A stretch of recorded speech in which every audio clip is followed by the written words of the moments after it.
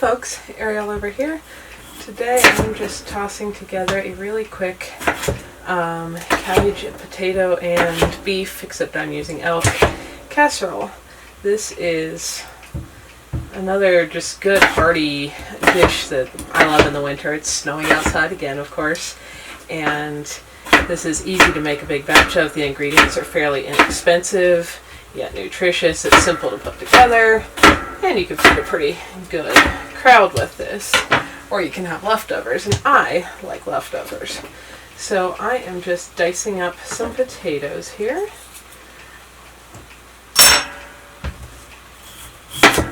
And on the stove, I've got a couple pounds of elk here starting to brown. They're still a little frozen because I didn't pull this out of the freezer as early as I should have. I failed to plan ahead sufficiently there.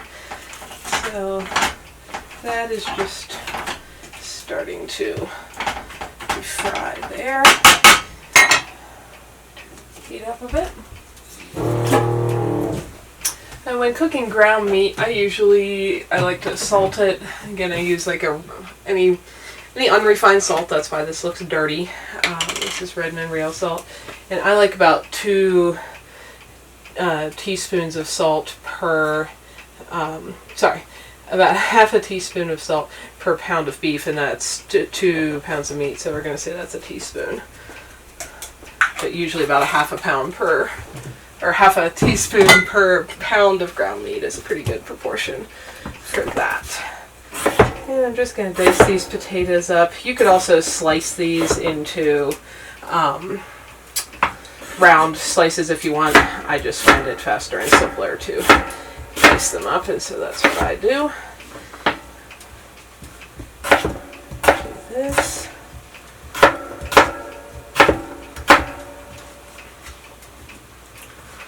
One of the fun things about learning to use the more inexpensive and nutritious ingredients like cabbage and potatoes is these things don't often have a whole lot of flavor all on their own, but with herbs and spices, you can make really simple stuff taste really, really amazing. And I love herbs and spices, as you probably know, because I grow a lot of them. I dry it and store as many of my own as I can for the winter when I don't have them fresh. And some things don't grow here and so on, and so those I do buy. But I'll get this pile here.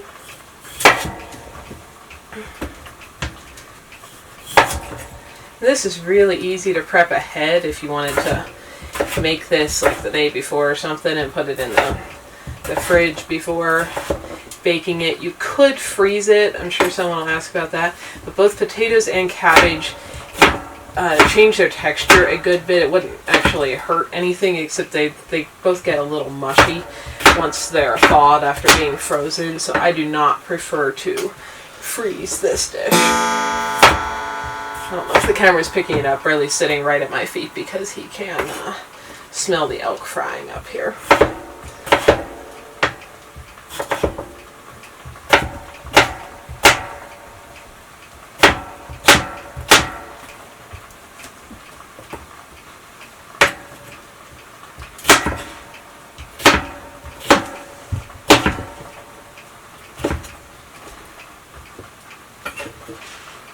Not sure if I'm going to need that last potato or not.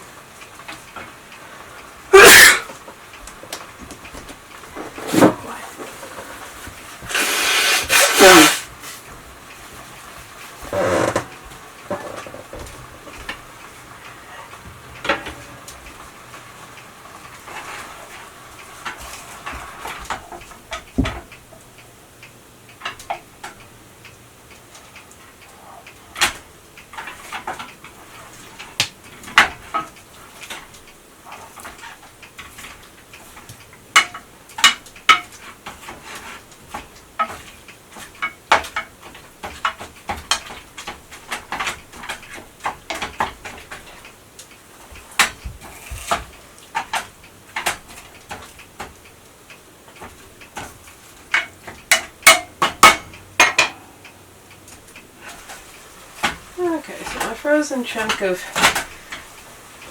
ground meat here is, oops, making a mess. Almost all thawed. And the only seasoning I have in there so far is the salt. But I like I said, to use a lot of herbs and such, and I'm going to mix some of them in with the meat. You can use whatever you like, of course. I like thyme, a little bit of rosemary. Rosemary is a pretty strong flavor, so you don't need a whole lot of that. Again, these are all ones that I dried from the stuff growing around the house in the summer. A little basil. Basil is just one of my favorite herbs, period. Tarragon. Tarragon has a little bit of a sweetish flavor.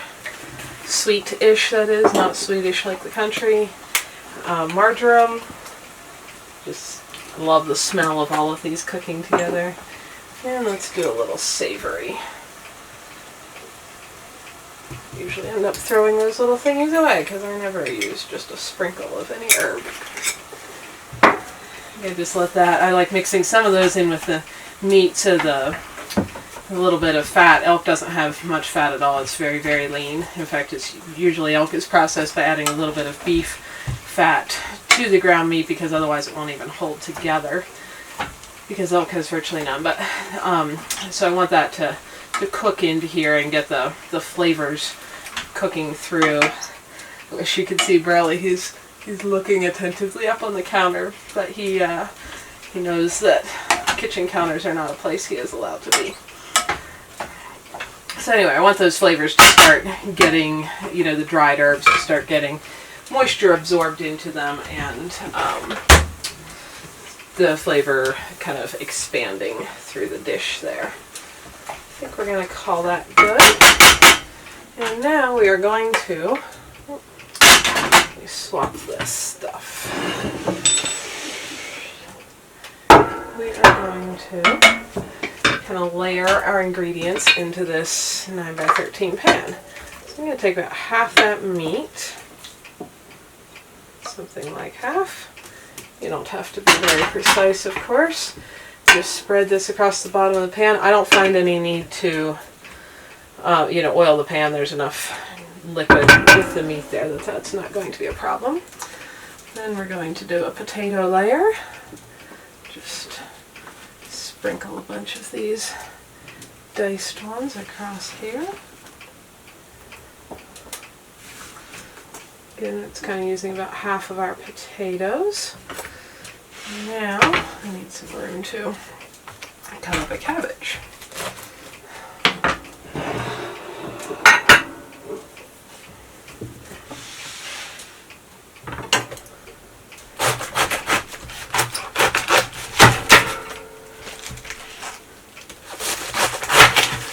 And when I do this, really loves eating the cabbage hearts. There you go, baby boy.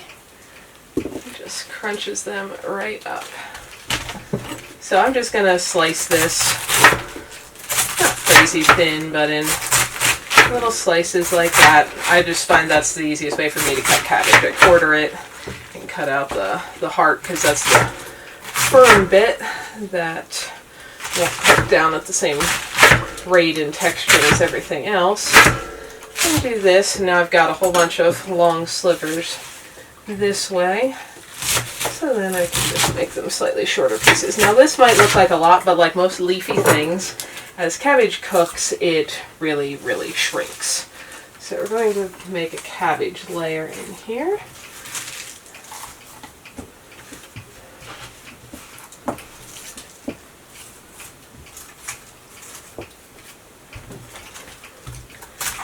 Just a little more for this layer.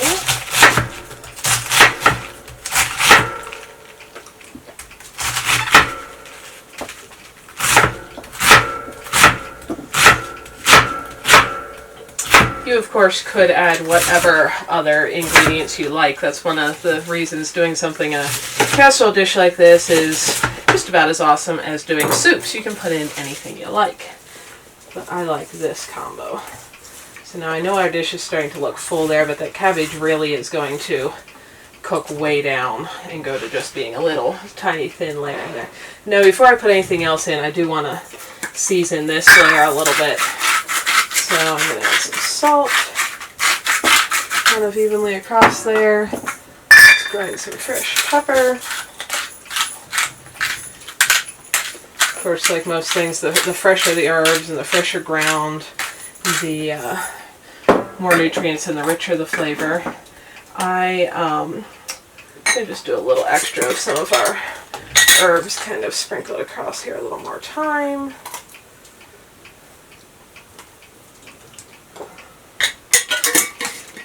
Let's do a little more marjoram.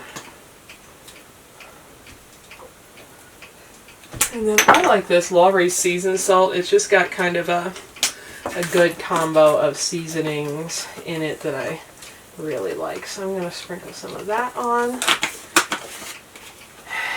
And do the other half of our meat here.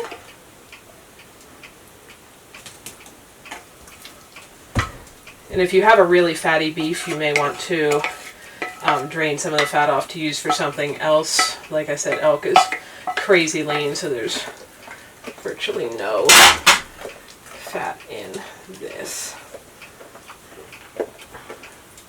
And I've done this before with beef. I just use elk now because that's most of the meat that I have here.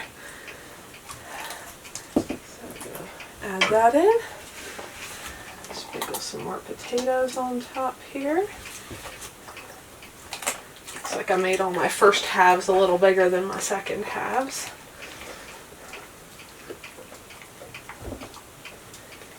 Even that out, squish it down a little bit here so there's space. And I'm going to put another cabbage layer on top. I don't know if you can hear the crunching. Burley is down there eating that whole cabbage heart. When he finishes that, I'll give him the other one there. He really does like them. I think we're going to end up using 3/4 of this head of cabbage for this dish. This is a really big head. Some are a little smaller, so you may very well need a whole head to fill a dish like this. But this head was pretty large.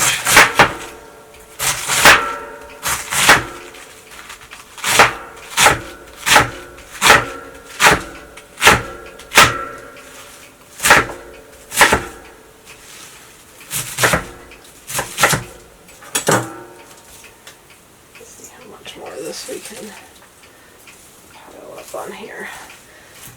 Because again, as this cooks, it's going to just shrink down into that pan an almost unbelievable amount. Really, if you aren't used to cooking leafy things and seeing how much they compact. Now we are definitely going to get liquid in here from a little bit from the potatoes as they soften, a lot from the cabbage as it starts to cook. That's partly why it shrinks so much. Pile that up nice and high there. And so you could probably do it with just those ingredients and it would bake okay. What I am going to do, just to make it a little creamier actually, is use part of a can of coconut milk. You could, a lot of people would add cheese in this casserole. I just don't tend to feel great eating a lot of dairy, so most of the time I avoid it. But if you are eating dairy, and especially if you've got some good pastured, grass-fed cheese or your own that you can make available, that would definitely be tasty in here as well. So let's just see if we can dribble a little bit of this in here, because it's always cooler temperatures at my house than a lot of the country. It solidifies a good bit on top here because all the pantry cupboards stay kind of cool. But this is also going to add a little more fat since my meat is so lean, because of course a lot of the flavor in almost any dish is in the fat, and that's what kind of carries that flavor to your taste buds. I'm just going to pour a little bit of this in here, and I will use the rest of that for something else. And again, I want to season the top, and the rest of that's going to just melt down in there as this cooks. So we're going to put a little more salt on top, pepper,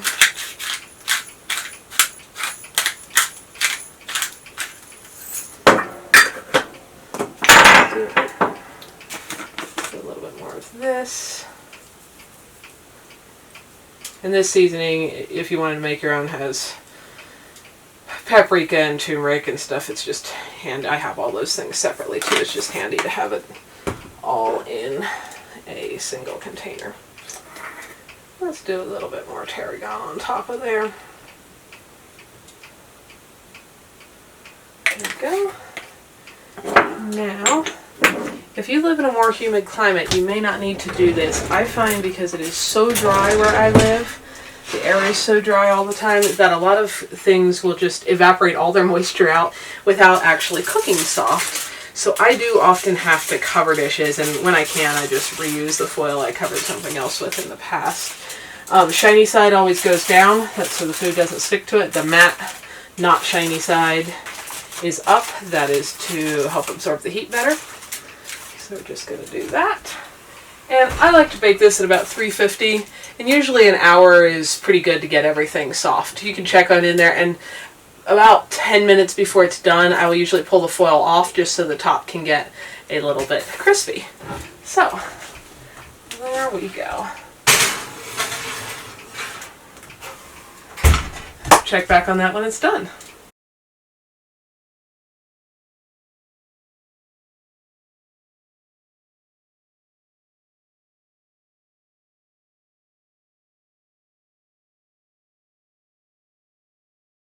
Hi folks, Ariel over here. Thanks for spending some of your valuable time watching these videos. Hopefully you found something beautiful, educational, interesting, peaceful, relaxing, or useful while you are here. If so, find more videos here, subscribe so you don't miss any updates, and if you like what you found here, feel free to like and share away so that others can benefit as well. You all have a wonderful day.